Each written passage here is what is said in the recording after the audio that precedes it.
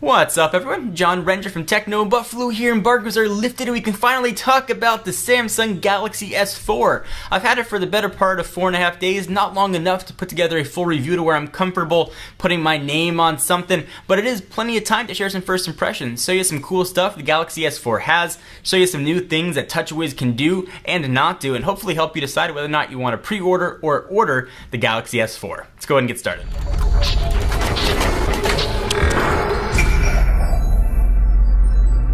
Alright, so here is our Galaxy S4. We've got it for Sprint, although oddly we don't have any carrier branding on our phone. Perhaps by the time these devices get to you though, there'll be some sort of carrier notifications on here. So let me go ahead and run through the specs, remind you what the Galaxy S4 has. You can decide if it's the right phone for you. Then I'll talk a little bit more about what's in it and all about Sense and all kinds of other Galaxy S4 goodness. So it is going to ship with Android 4.2, which I give them credit for. They're able to get that on by the time these devices hit consumers' hands. From a dimension standpoint, it's 5.38 inches by 2.75 inches by a pretty thin 0.31 inches. While we're looking at the side here, I will say the Galaxy S4 now has sort of metal-esque accents. Now they're still plastic, but it makes the phone feel more significant in the hands. Implies a little bit better build quality to me, and the device is definitely thinner than the outgoing Galaxy S3, and it weighs a pretty lightweight 4.59 ounces. So one of the big additions to the Galaxy S4 is that gorgeous 5-inch 1080p display. It's Super AMOLED Plus, so you're keeping track of what the technology is, and that gives it a pretty substantial 441 ppi. And the screen here does look gorgeous. We'll cover all this a lot more in the review, and I feel like I've used the device well enough. But when I'm just online reading websites and browsing around, the screen is absolutely gorgeous. Video, text, playing games, whatever it might be. The screen here is really nice. Samsung has always nailed their screens, going back to really the original Galaxy S and on. So hats off to Samsung for improving an already awesome technology. 2600 milliamp hour battery. I haven't used this long enough to give my full impressions on the battery. We've had it for about 4.5 days now, but I will say though, in my regular usage, I am able to get through a full day with about 30 to 40% left, but I want to put it through a little more stringent testing before I declare how good or bad the battery life is.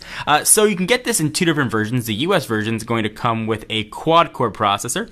The international version you can get with an octa-core processor, but no support for LTE. It is a 1.9 gigahertz Qualcomm Snapdragon chip, so it's pretty fast. I mean, quad-core, octa-core. Nothing here is really optimized yet for quad-core or even octa-core. So I wouldn't get too caught up on the number of cores. Your performance though was awesome, and of course when we do our full review, I'll tell you what all the quadrant scores are and all that kind of stuff. But this thing's blazing fast, as you would expect, and augmented with 2 gigs of RAM. You're never gonna have to worry about any sort of Android lag or memory loss, assuming you're not downloading some crazy bad apps. So internal storage, 16 or 32, but you've got a micro SD card slot that lives underneath the battery door here, which is removable, which is quite nice. Speaking of removable battery door, I'm going to go ahead and do that.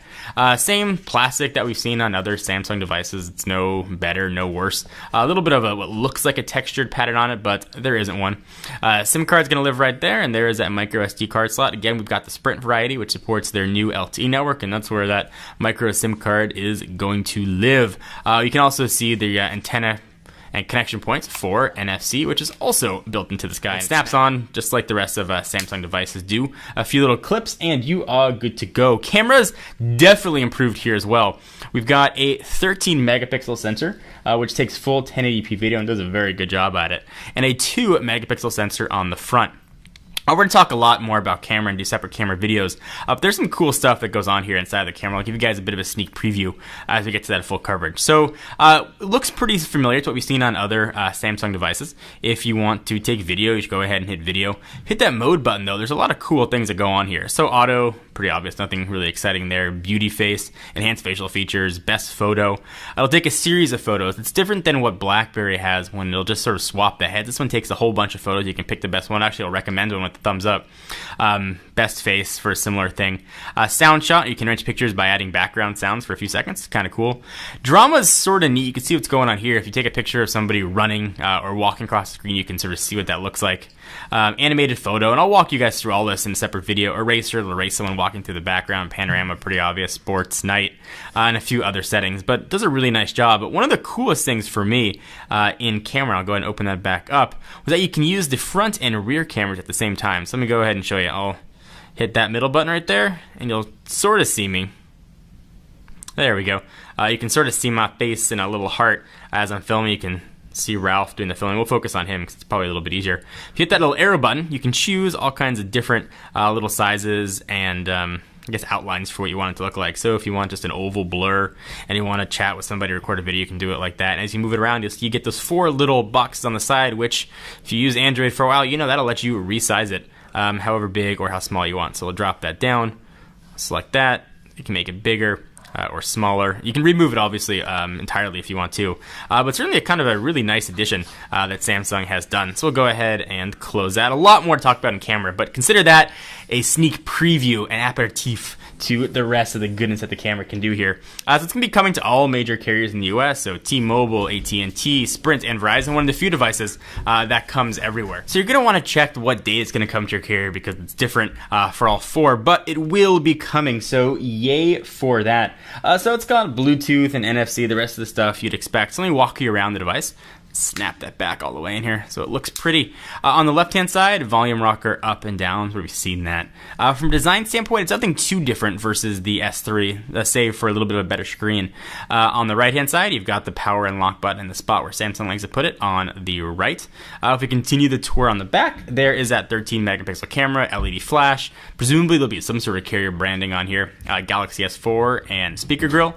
Up top, you've got a lot of port action here. You've got a 3.5 millimeter headset jack. It does have an IR blaster, which looks right there. You'd think that might be a microphone, but it's not. The microphone is actually right there on the bottom. That's where your syncing and charging port's going to be, and there is a noise canceling mic as well. And rounding out some of the cutting edge features here of the Galaxy S4, this has 802.11n AC, which I can't even test for you because I don't have anything that supports AC, but certainly over the next 2 years of your contract, a lot of stuff might. So there's that option as well. So some new things here with Sense. You can see how folders are organized are kind of neat. You get some nice animations. In the pull down, instead of just seeing that row of 5, if you hit that in the upper right hand corner, you can see a ton of stuff. There's some cool things here too, like AirView, which will let you sort of simulate what you can do with an S Pen. The best example I can show you, if I unlock it and I lock the phone, you can see that little light sort of follows my finger. I'm not touching the screen, but you can see it sort of follows where my finger goes. And you can do that to get sneak previews of emails, if you want to view text on a website or open a calendar item. It's sort of a neat feature. You can also do some motion stuff as well. So let's say I want to move a widget. Let's say I want to move this Google search bar. So obviously I can just drag it and move it around if I want. Without any problem, I can go from screen to screen. But you can also, if you hold it down, and this doesn't always work, if you wave your hand across it from the side, it'll move. Doesn't always like to work. There we go. You can see now it's moving screen to screen as I wave my hand across it. So some kind of cool implementations for technology. I don't know how practical they all are, but they're super high on the cool front. And it does work, not 100% as you saw, but it's relatively accurate. So there's a lot of things to like here in the Galaxy S4. Again, I need a few more days till I feel comfortable putting my name on a full review, but overall the experience has been very positive. Nothing giant difference from the Galaxy S3. I think the big differences you're going to see here are in the camera, and some of that camera stuff might actually still be coming to the Galaxy S3. Now, while on paper it's a much faster phone, the Galaxy S3 was certainly no slow phone. So while things do open a little bit faster and quadrant scores are a little bit higher, performance on this is pretty close to what it was on the S3 in everyday use, and that's really a compliment to the S3 and how good it was. This is definitely an incremental upgrade, but it is a nice upgrade and brings a lot of nice features. Really the big one for me is that gorgeous 1080p screen. So stay tuned for our full review, as I'll walk you through everything that this phone can do and not do, and I'll give you the full Techno Buffalo score. Any questions, things you guys want to see, leave your comments down below. I am John Rettinger from Techno Buffalo. Give this video a thumbs up. We most definitely appreciate it, and I'll see you in the next video.